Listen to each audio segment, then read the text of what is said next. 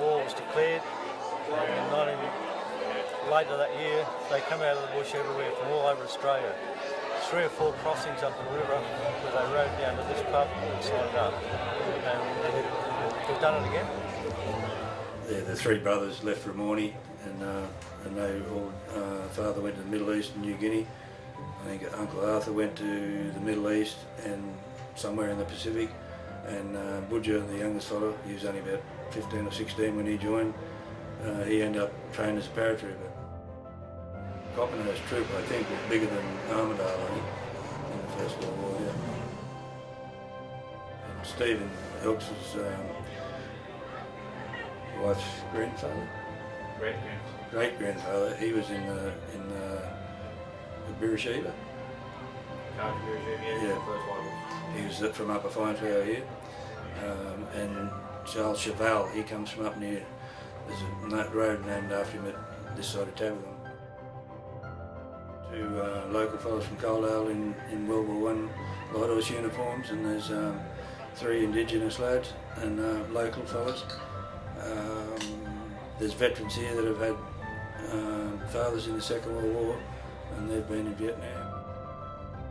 About 12 months ago I was asked did I have any idea of what we could do for Centenary. I sort of come up with a bloody silly idea that we might dress for horse riding, that we'll get about 20, 30 maybe, and I had to have help. Ted Brown was one of the best blokes I could come up with.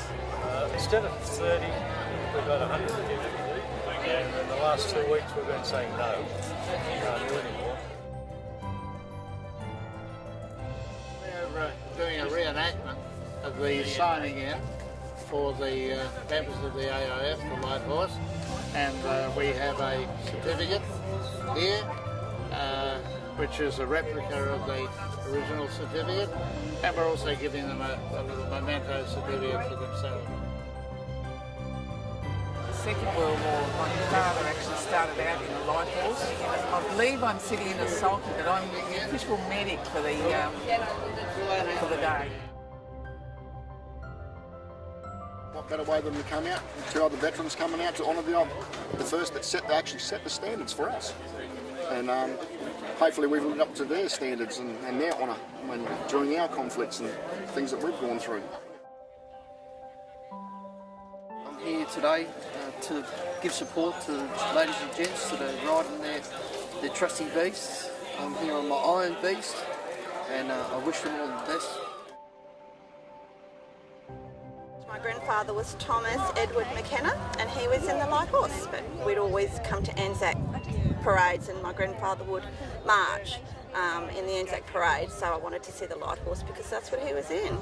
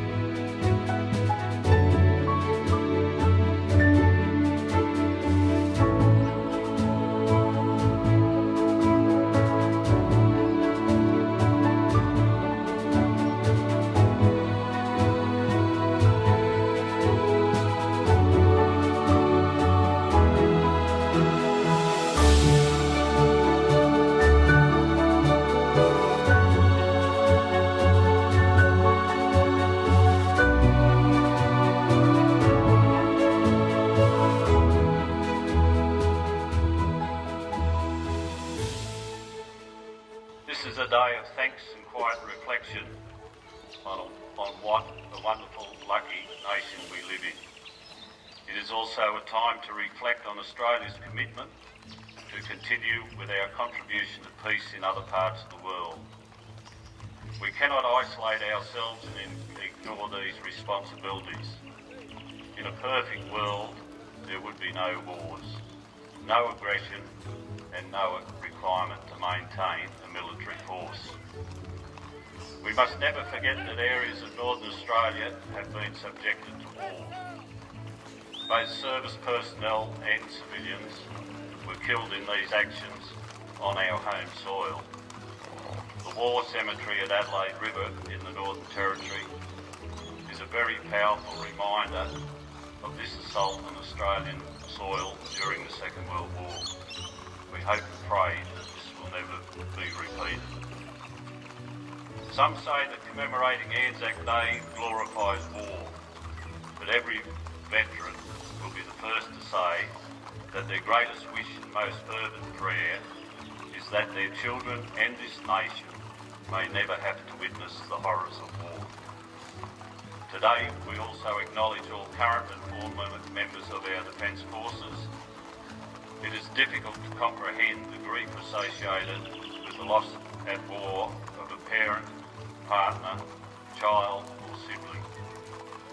Let us ensure that we always remember the families. We must not forget today's veterans, those who represent our country on a daily basis. The brave young men and women returning home from duty in places like Afghanistan, Iraq, Solomon Islands and Timor-Leste. Anzac Day is a day to remember and pay tribute to all those lost in training, on operations, the wounded, the injured and the ill. No Australian is left untouched when a member of our Defence Force is killed in action. As the ranks of our older veterans diminish, let us be determined to maintain this special day, to reflect on our freedom and to recognise the futility of war, but to also acknowledge that we must be prepared to defend this freedom and those of other nations. Unfortunately, history highlights peaceful nations being subjected to aggression. The spirit of Anzac continues today within our community, our nation and our Defence Forces currently serving in Australia and overseas. Let us ensure that future generations continue to commemorate the significance of Anzac Day with respect and a sense of pride.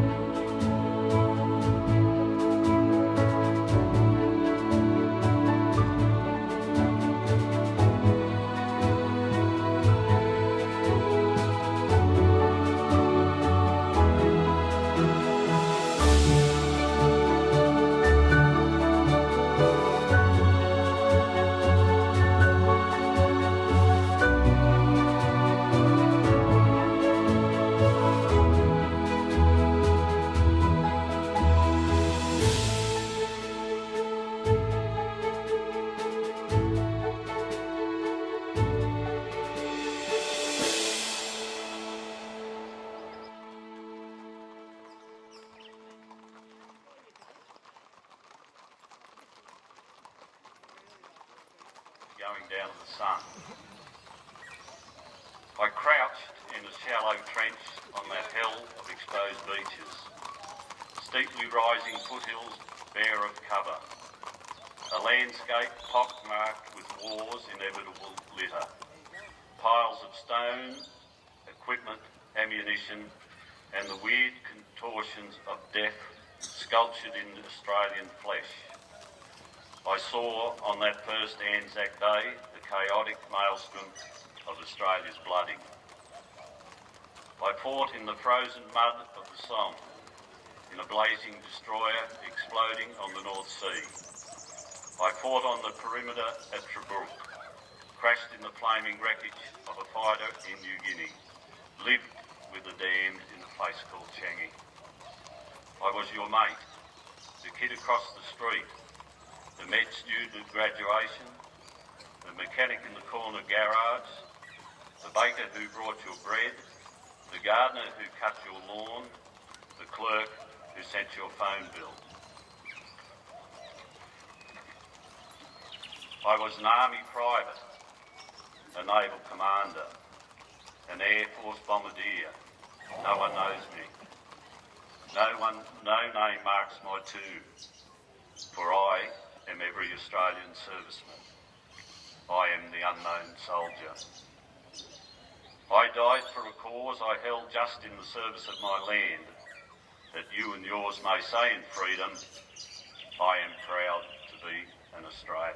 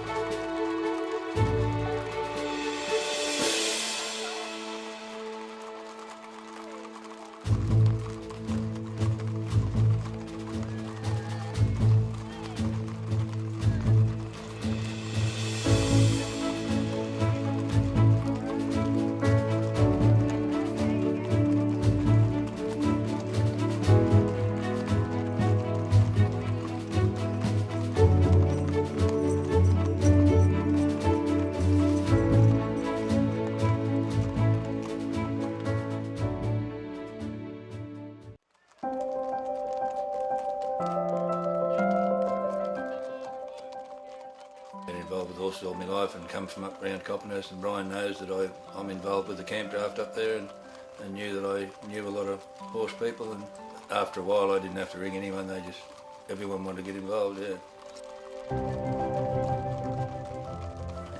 I didn't have a final count, but I think around 135 or 6 or something. No dramas though, a few fellas fell off, but yeah, nothing serious. I'd just like to thank the Sub Branch for thinking about doing it, and so that we could get involved, and I think everybody that was on the ride would like to thank them as well. Yeah. We really started it after Anzac Day last year. Looking at the history of the pub out there at Copmanhurst and all the photos on the wall, we thought, why can't we do it again? And with help with Joy and Ted, and then we did it. And a few other people as well, because we had to form a committee, and there was about 3 meetings and discussions, and everyone threw in their ideas, and it all come together in the end. We tried to make it as simple as possible, and RMS, we spoke with them which way we'd bring them into town, and they suggested some ways. We sort of put our ideas forward, and when it was settled, that's the way we had to go. Yeah, we had help from the Grafton High School. They provided some sandwiches. I think Joy provided some sandwiches. It was good. We stopped at Target White's along the way, right into the water, and then we had the Copmanhurst Bushfire Brigade come and give us water at the second stop.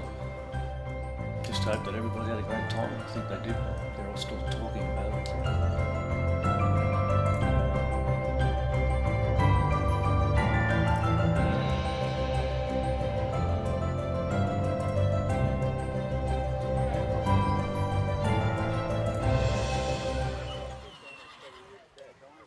Great, wonderful, absolutely wonderful.